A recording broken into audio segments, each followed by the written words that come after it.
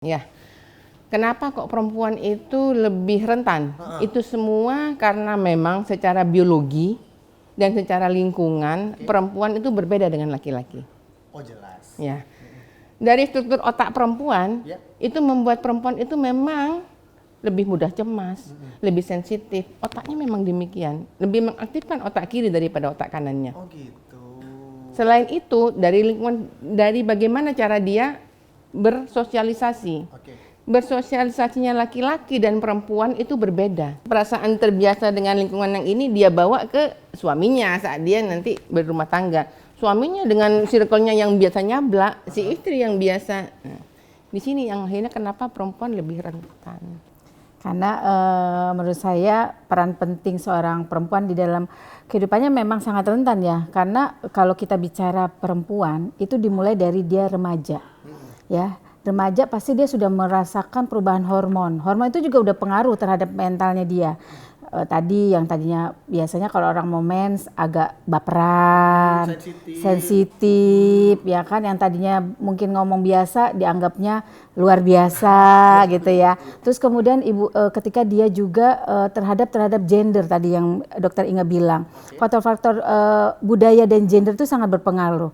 Budaya itu kita perempuan ini, bangsa kita ini sudah di-mindsetin bahwa perempuan itu cuma sumur, dapur, kasur. Ketika dia menentang hal-hal yang menurut budayanya itu bertabrakan, itu juga menjadi tekanan mental tersendiri buat dia. Dan yang faktor utama kadang membandingkan pola asuh dengan anak yang lain itu juga jadi kecemasan tersendiri. Kok anak saya nggak bisa begini ya? Padahal talenta anak kita berbeda dengan talentanya dengan anak orang. Nah, faktor-faktor ini kalau tidak diimbangi, pengetahuan yang memadai, support system yang memadai dari seorang perempuan itu sendiri akan menambah gangguan mental. Dan ketika gangguan mental terjadi pada seorang perempuan atau ibu, itu akan mempengaruhi lingkungan keluarga dan pola asuh terhadap tumbuh kembang anak.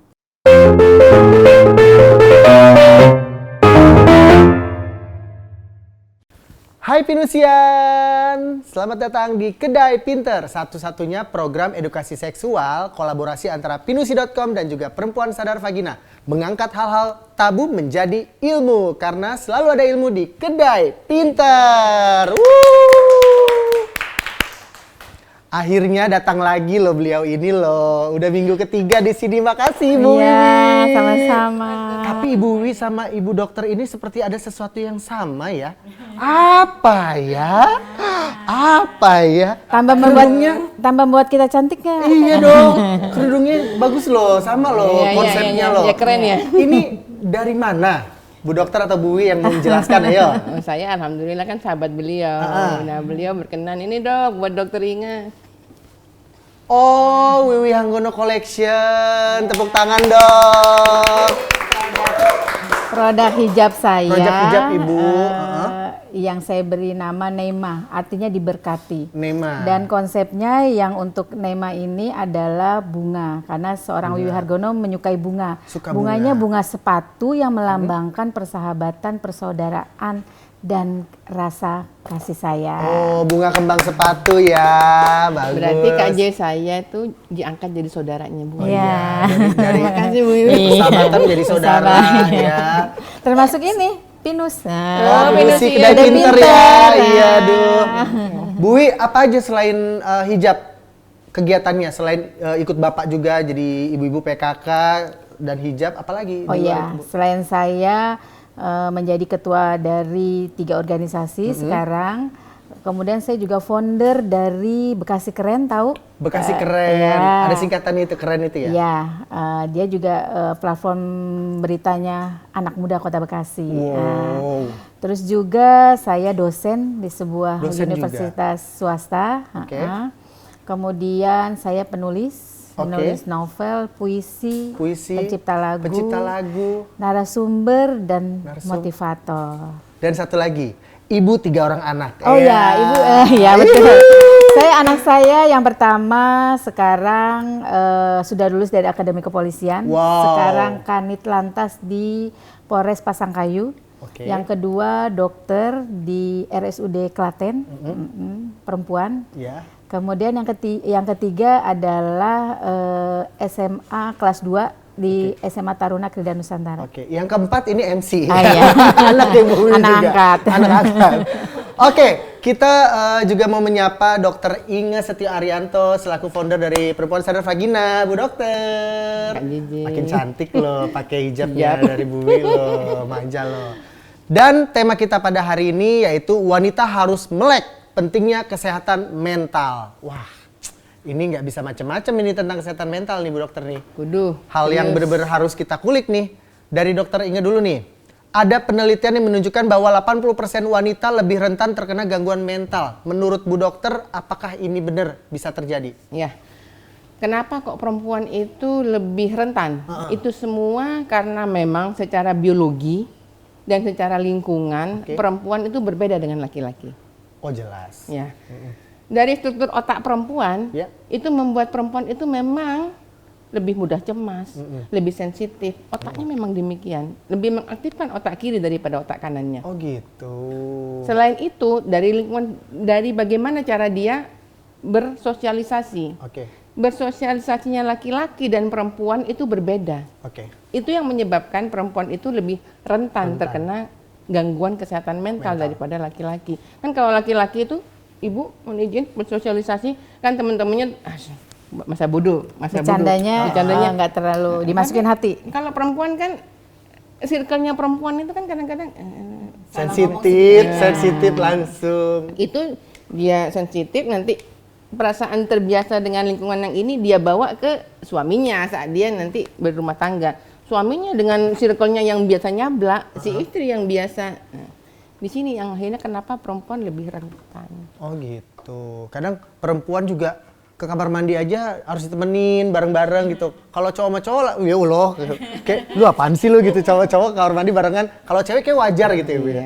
Salah satunya itu ya, contoh perilaku sehari-hari ya. Iya, secara biologi dan memang secara bagaimana cara dia bersosialisasi itu yang membuat dia lebih rentan. Oke, nah kalau dari Bu Wi nih, menurut Bu Wi mengapa seorang wanita harus mampu menjaga kesehatan mentalnya? Karena menurut saya peran penting seorang perempuan di dalam kehidupannya memang sangat rentan ya. Karena kalau kita bicara perempuan itu dimulai dari dia remaja, ya. Remaja pasti dia sudah merasakan perubahan hormon. Hormon itu juga udah pengaruh terhadap mentalnya dia. Tadi yang tadinya biasanya kalau orang mau mens agak baperan, sensitif, ya kan, yang tadinya mungkin ngomong biasa dianggapnya luar biasa gitu ya. Terus kemudian ketika dia juga terhadap gender tadi yang Dokter Inge bilang, faktor-faktor budaya dan gender itu sangat berpengaruh. Budaya itu kita perempuan ini, bangsa kita ini sudah dimensetin bahwa perempuan itu cuma sumur, dapur, kasur. Ketika dia menentang hal-hal yang menurut budayanya itu bertabrakan, itu juga menjadi tekanan mental tersendiri buat dia. Ketika dia tidak mampu, artinya tidak mendapat support sistem dari lingkungannya. Terus belum lagi ketika dia sudah memiliki peran ganda sebagai ibu, sebagai istri, ya kan, apalagi sebagai makhluk sosial, di mana dia harus berinteraksi dengan lingkungannya. Sebagai ibu udah jadi beban, bagaimana mendidik anaknya dan ini.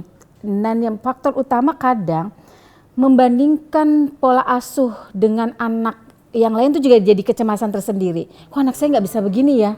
Padahal talenta anak kita berbeda dengan talentanya dengan anak orang. Nah, faktor-faktor ini kalau tidak diimbangi, pengetahuan yang memadai, support system yang memadai dari seorang perempuan itu sendiri akan menambah gangguan mental. Dan ketika gangguan mental terjadi pada seorang perempuan atau ibu, itu akan mempengaruhi lingkungan keluarga dan pola asuh terhadap tumbuh kembang anak. Apalagi kalau ditambah dia wanita karir. Oh iya. Itu lebih lagi kan. Tekanan pekerjaan dari kantor, pekerjaan. Tekanan pekerjaan yang bersamaan. Terus kemudian tidak mampu memanage waktu. Ketidakmampuan dia menyelesaikan banyak tugas dan tanggung jawab itu menjadi tekanan tersendiri. Nah, kalau dia tidak bisa menemukan solusi dan tipsnya, pasti dia akan depresi. Depresi ya, ke psikolog yang ada jatuhnya. Iya. Bu Dokter, apa gejala ketika seseorang mengalami gangguan mental? Gejalanya seperti apa? Kalau kita ngeliat orang, bagaimana ya caranya kita tahu, oh orang ini ada gangguan mental sakit gitu nih, ya, gitu. Sakit. Yang pertama, orang ini takut berlebihan atau kekhawatiran yang berlebihan. Cemas. Atau perasaan bersalah yang selalu menghantui. Okay. Dikit-dikit takut salah, dikit-dikit takut salah, takut. Yang kedua perubahan moody. Orangnya mood-moodian. Tadi mood swing, ngomong enak-enak aja, tapi kok sekarang padahal dia bukan masuk fase yang premenopause ya. Nah, kalau kayak kami kan jelita-jelita nih emang wajar ya moody. Atau mungkin dia Gemini kali. Ya, jadi. Terus Bu Dokter. Yang ketiga dia tampak menarik diri dari lingkungan. Oh gitu. Nggak nyaman dia dengan orang. Introvert jadinya, menyendiri gitu ya Bu Dokter. Yang keempat gampang capek. Gampang Gampang juga. capek, kayak susah fokus, kelelahan yang signifikan. Oh gitu. Jadi ini berarti dia ada, tapi fisiknya sehat dia gitu dipegang, Fisik sehat. tangannya nggak panas, tensinya bagus, tapi kok kayak Cuman capek. psikisnya ya. Oh ini berarti ada gangguan mental, cemas. Sama kurang duit nggak sih Bu Dokter juga? Wah itu main Oh, dia. salah satu faktor. Jadi gini, menurut penelitian, perempuan itu jauh lebih sensitif ketika Nggak ada duit. ketika bicara tentang kebutuhan hidup. Oh gitu. Itu penelitian di beberapa literatur yang saya baca menyatakan seperti itu. Jadi perempuan lebih gampang depresi ketika dia besok makan apa ya? Besok apa? Oke. Gitu. Iya, itu benar. Bu Wi, kegiatan apa yang biasanya Ibu lakukan agar kesehatan mental tetap terjaga? Kalau saya makanya selalu bagaimana memanage diri saya untuk selalu berkegiatan aktif, bertemu dengan orang banyak. Ada beberapa organisasi yang saya bina, kemudian saya dirikan juga. Itu menjadi bagian saya sebetulnya mericas diri saya sendiri ketika saya harus bertemu dengan orang lain. Saya belajar dari dia belajar dari saya. Terus kemudian juga saya senang menulis. Oke. Saya pernah menjadi duduk di sebuah perusahaan di HRD ya. Salah satunya adalah ketika saya tanya, biasanya HRD itu menangani banyak juga masalah-masalah di kantor ya gitu ya. Kita saya tanya, kenapa terjadi begini Bang gitu ya. Terus dia bilang karena istri saya cerewet. Itu bagian saya introspeksi. Waduh, jangan-jangan suami saya begitu karena saya cerewet nih. Begini nih, gitu, ya. Akhirnya saya cari tahu kenapa supaya mengatasi kecerewetan itu. Saya menulis, sejak itulah saya senang menulis. Menulis itu bagian dari saya mengekspresikan apa yang menjadi curahan hati saya, baik itu dalam bentuk cerpen. Ya sebetulnya banyak perempuan tuh yang tidak mampu menyalurkan hal negatif. Betul. Ngomongin orang, kalau saya tulis dengan cerpen, saya ganti namanya, saya ganti ininya. Itu kan sebetulnya bentuk saya penyaluran ke arah yang positif gitu betul, ya. Betul. Menulis puisi ketika saya sedang merindukan pasangan saya, merindukan anak-anak saya, merindukan situasi, kondisi dan keadaan. Membuat lagu itu banyak sekali bentuk-bentuk bagaimana kita merincas untuk kita tetap sehat mental. Yang penting juga olahraga dan saya senang meditasi. Jadi setiap pagi dan sebelum saya istirahat saya selalu meditasi. Gitu. Berapa lama Bu? Tergantung. 10 menit, 15 menit? Untuk yang baru belajar biasanya 10 menit. 10 Tapi menit. kalau yang sudah sering biasanya 1 jam karena kita akan menemukan kedamaian yang luar biasa. Kadang sampai nggak mau berhenti gitu ya. Gitu. Nah itu salah satu tips dan solusinya. Meditasi. Jadi Bu Wi meditasi 1 jam, kalau ini tidur. Tidur jatuhnya Bu. Baru 5 menit udah gitu. Bu Dokter, kemarin ada sebuah video viral yang memperlihatkan seorang ibu sedang terkena baby blues. Apa itu baby blues, Bu Dokter? Baby blues itu adalah kumpulan gejala atau sindrom gangguan mental yang dialami oleh ibu yang baru melahirkan. Oke.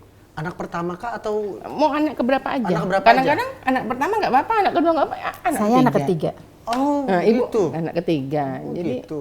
umumnya gejala baby blues syndrome ini memburuk pada hari ketiga dan keempat Hari ketiga setelah dan melahirkan. melahirkan. Dan berlangsung selama 2 minggu. Kalau nggak ditangani bahaya. Cara menanganinya ada nanti. Nah, nanti. Oke. Itu kemarin viral banget yang dia nggak mau sentuh anaknya yang di kereta itu loh, viral banget loh Ibu. Itu baby blues berarti. Karena kalau malah yang berbahaya itu yang menyakiti diri dan anaknya. Iya, sampai ada yang ngeracunin anaknya juga Bu. Nauzubillah min zalik, jangan sampai ya Allah. Saat dulu Bu Wi ini pernah melahirkan anak, terus pernah mengalami baby blues tadi anak ketiga. Ya. Itu gimana ceritanya? Jadi kan sebetulnya saya anak kedua dengan ketiga itu jaraknya lumayan jauh, 8 tahun. 8 tahun. Sebetulnya antara siap tidak siap. Tapi karena suami saya menginginkan anak lagi gitu ya. Ya sudah, usia saya sudah 35.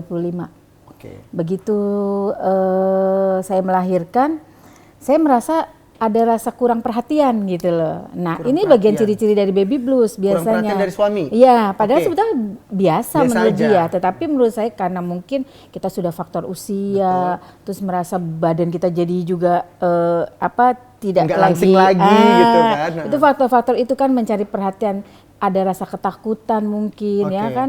Nah, sehingga saya merasa suami saya waktu itu merasa kurang perhatian, padahal dia merasa biasa saja. Jadi kalau saya minta tolong, ya nanti dulu ya mah, misalnya gitu ya. Saya merasa udah langsung kayak sedih banget. Padahal nggak dia lagi kebiasaan nih ngapain gitu. Kok kayaknya saya diabaikan ya. Oh, gitu. Nah, tetapi untungnya orang terdekat yaitu suami support system itu menyadari bahwa istri saya sedang membutuhkan perhatian lebih. Nah, kadang banyak yang akhirnya menjadi depresi berat ketika orang terdekatnya tidak menyadari itu. Nah, kebetulan pada saat itu suami saya tuh peka sehingga langsung memberikan stimulus yang lebih dibanding yang seperti hari-hari sebelumnya gitu. Kemudian keluarga besar juga ikut membantu sehingga saya cepat recovery-nya terhadap gejala mental yang saya alami pada saat saya kelahiran anak ketiga. Waktu itu gimana Bu? Ngerasa nggak pengen gendong anak kah? Apa gimana kejadiannya waktu itu? Saya merasa sedih aja, merasa apa-apa ngerjain sendiri. Oke. Karena waktu itu orang tua udah nggak ada, kan biasa dulu dibantu ya kan. Orang tua nggak ada, sementara suami sibuk kerja. Sibuk kerja. Gitu kan. Nah, yang saya rasakan adalah pada saat itu sedih aja. Tiba-tiba nangis. Oh gitu. Itu salah satunya. Tolong ini dong, gitu ya. Nanti aku mau ganti baju, saya udah langsung nangis tuh. Oh. Merasa diabaikan gitu. Sensitif banget ya. Sensitif banget. Yang tadinya biasa itu jadi luar biasa. Padahal mah kalau kita lihat dari kacamata biasa itu biasa aja ya. Tunggu sih suami lu baru pulang gitu kan. Naruh baju juga belum gitu. Udah minta ini malah sensi sendiri gitu ya. Oh itu salah satu contohnya. Jadi hal-hal yang yang sebetulnya hari-hari biasa, tetapi ini jadi luar biasa. Hanya gara-gara memang perasaan kita sedang tidak biasa. Oke, oh gitu. Bu dokter, apa ciri-ciri seorang wanita yang sedang mengalami baby blues? Ciri-cirinya. Coba Ibu inget-inget yang mau saya jawab ini kira-kira masuk apa enggak? Nanti kalau sama masuk apa Ibu, enggak? sama apa enggak? Nanti Contreng. Ibu checklist. Satu, si ibu yang mengalami baby blues ini dia sering mengalami kelelahan sehingga dia nggak mampu ngurus diri sendiri. Yang kecil-kecil aja, dia nggak mampu. Karena sadari mampu, kayaknya gue lelah, capek. Aduh capek mau mandi, ntar aja mandi gitu. Mudah tersinggung, merasa cemas, gampang marah. Betul. Yang ketiga sering sedih murung. Tadi bener. Nggak ada angin, nggak ada apa, nangis. Ngerasa orang kayak paling sendiri di dunia. Iya. Oh bener ya Bu ya? Bener. Checklist. Kalau saya lebih banyak nangisnya waktu itu. Nangis ya? Jadi, padahal nggak nonton film Korea tuh. Enggak. Film Madura ini tonton. Terus dokter ada lagi? Ya, itu ciri-ciri. Ciri-cirinya lebih ke mental ya? Lebih ke mental perasaan itu ya. Lanjut. Menurut Bu Wi, apakah blues ini penyakit mental yang berbahaya atau biasa-biasa aja? Karena pernah mengalami juga kan sendiri. Jadi dia akan menjadi bahaya ketika tidak ada penanganan khusus atau orang-orang sekitarnya tidak peduli. Jadi kan sebetulnya kesehatan mental itu dimulai dari ketika dia stres. Kemudian ketika stres itu tidak bisa terselesaikan, dia akan depresi. Depresi baru kelainan kejiwaan. Nah, untungnya kalau waktu saya itu bisa langsung orang-orang sekitarnya membantu sistem yang positif, sehingga kita langsung bisa recovery gitu ya, menyadari bahwa memang ternyata hanya kelelahan yang luar biasa karena lama tidak punya anak gitu ya, terus tiba-tiba punya anak sehingga ada kaget lah, bentuk kaget gitu. Lagi. Nah begitu sudah sadar sebetulnya normal lagi gitu, kita bisa menjalani hari-hari seperti biasa lagi. Nah ini makanya dibutuhkan support system yang luar biasa, terutama dari pasangan, kemudian dari keluarga besar. Kalau memang ini tidak bisa kita temukan, maka kita harus cari ke ahlinya. Jadi kita harus sadari dulu, ternyata intinya adalah, oh saya sedang bermasalah nih, mental saya sedang bermasalah. Begitu kita sudah menyadari itu, kita pasti akan mencari bantuan. Nah, ketika kita mencari bantuan dari mulai orang terdekat sampai orang profesional. Gitu. Karena kemarin kebetulan saya juga habis bertemu dengan seorang selebgram. Sebenarnya tokoh ya, yang sebetulnya ini jadi pembelajaran juga buat kita semua. Diawali karena dia selalu menjadi sorotan, tiba-tiba ada netizen yang julid, dia nggak siap mentalnya. Akhirnya dia jadi terganggu mentalnya, sampai minum, sampai menyakiti diri sendiri, sampai melihat keramaian itu luar biasa, dan sekarang masih menjalani terapi. Oh gitu. Nah, kesiapan mental untuk menjadi seorang orang yang besar itu juga sangat diperlukan gitu ya. Gitu, dan waktu itu Bu Wiwi sadar nggak? Oh, gue baby blues nih gitu. Sadar nggak waktu itu? Waktu itu saya belum menyadari, tetapi kalau itu ada baby blues. Tetapi pada saat setelah saya dapat rangkulan dari suami, saya baru sadar, oh ini loh baby blues. Ya, kalau waktu itu saya menyadari, oh saya ini cuman butuh perhatian lebih gitu.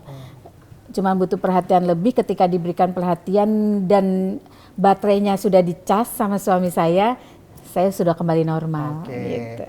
Apa yang harus dilakukan orang sekitar ketika ada orang terdekat kita yang mengalami baby blues, Bu Dokter? Sebetulnya apa yang harus dikerjakan tuh udah dikerjakan semua sama Pak Tri, sama Ya, suaminya Ibu. Ibu Tri.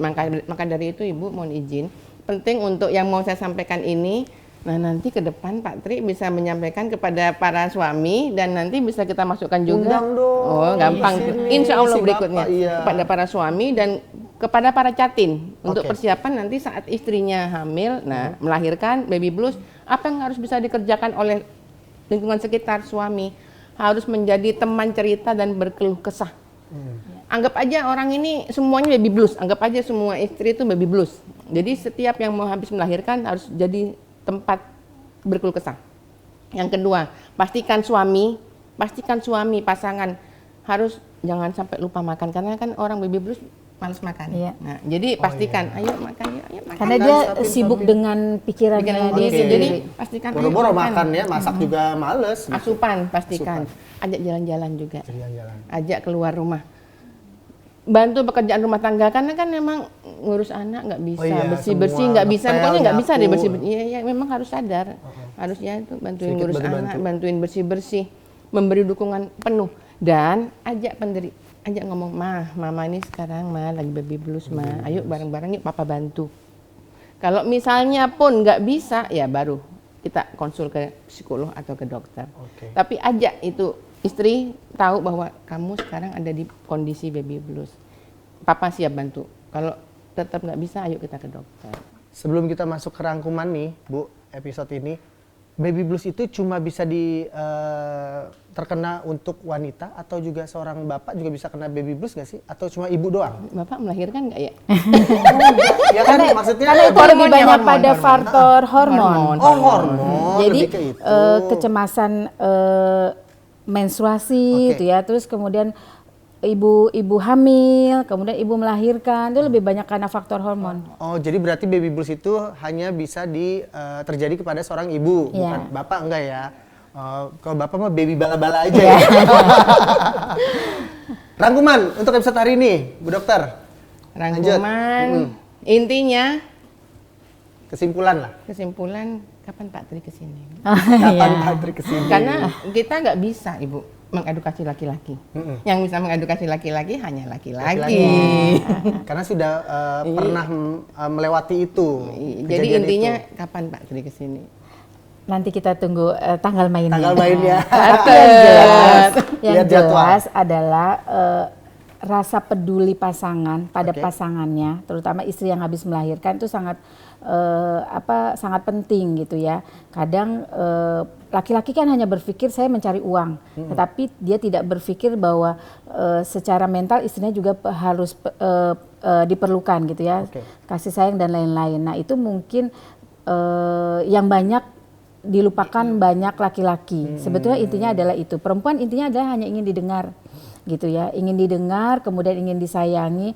Dan yang terutama buat perempuan-perempuan yang di luar sana pun, ketika kita menemukan perempuan lain sedang mengalami tekanan mental, jangan panik. Karena kemarin saya mendengar cerita dari yang selegram itu, bagaimana dia ketika tiba-tiba dibully. bukan di naik KRL gitu ya, orang malah ngerubungin, malah sibuk panik tanpa memberikan bantuan apa-apa. Iya. Gitu ya, malah bikin Malah konten heboh, videoin lah segala macam. Tetapi ada satu yang ternyata membantu dengan sentuhan aja, ibu tarik napas, gitu ibu ini gitu. Itu satu bentuk membantu dia cepat pulih gitu dari tekanan mental yang saat itu sedang dialami. Tidak hanya baby blues sebetulnya. Semuanya. Tekanan-tekanan kehidupan itu juga kadang membuat kita akhirnya depresi ya, gitu. Ketidakmampuan kita mengatur masalah, manajemen emosi. Nah, itu menyebabkan juga akhirnya kita terkena tekanan mental tadi gitu. Seneng banget deh hari ini pembahasannya keren. Makasih Bu Wiwi Ya, waktunya. sama-sama. Bu Dokter makasih. Kita inget aja Bu ya, kapan Pak Tri datang. Iya. Semoga ada waktunya ya. Amin. Buat teman-teman Pinusian, jangan lupa tonton terus Kedai Pinter karena selalu ada ilmu di Kedai Pinter. Bye bye. Nanti kita bisa hubungin adik saya Bapak.